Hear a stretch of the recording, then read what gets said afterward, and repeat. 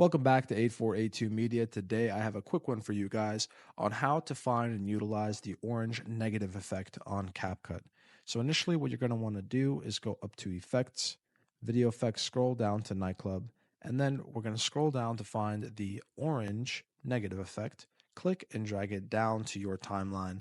And what we can do is bring it to the beginning of the clip and then elongate it as well to fit the entirety of the clip.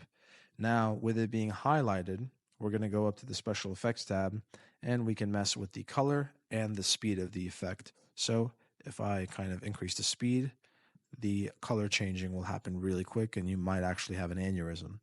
But with the color, we can kind of increase the shade of the orange or decrease it as well, and add keyframes. So let's take a look.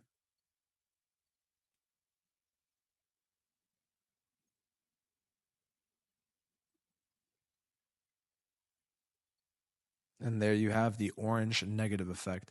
Guys, if this was helpful in any way, please leave a like down below. If you have any questions, comment down below. Again, thanks for watching and have a great day.